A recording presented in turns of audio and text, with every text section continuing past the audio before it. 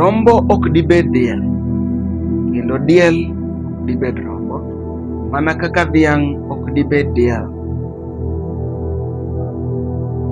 Miyo we ketho tekreni ka igombo mondo ibed ng'at machielo, ka ilawri gi nyawadu mondo ibed kaka en, ok dinyal kata odiochieng' achiel.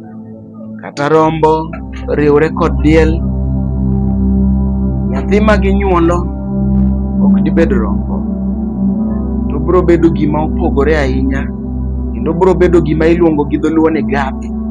Biro bedo gima gapi, ma inyalo luong ni ono.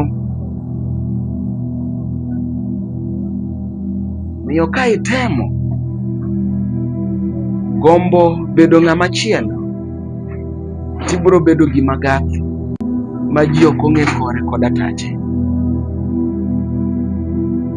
Ti kod tekruok mari mar gero ri iwuon, kaka in kod mich ma Ruoth omiyi. Spend your time and energy in building yourself, in building the best version of yourself. The best thing you can do when you see yourself, when you see your friend, when you see other people doing something good, is by borrowing the good elements that are in them and incorporating them into building the best version of yourself. The best person to compete with is not he, is not that person, is not that lady, is not that person who is doing something tremendously good. But the best person to compete with is yourself. Look at yourself from this perspective.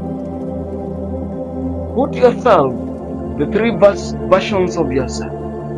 The version of last year, the version of today, and the version you project to be in the coming year. Compare these three people.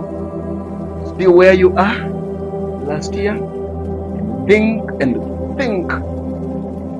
introspectively about what you are today and who you are today. Then plan on what you want to be, who you want to be in the coming year. Compare yourself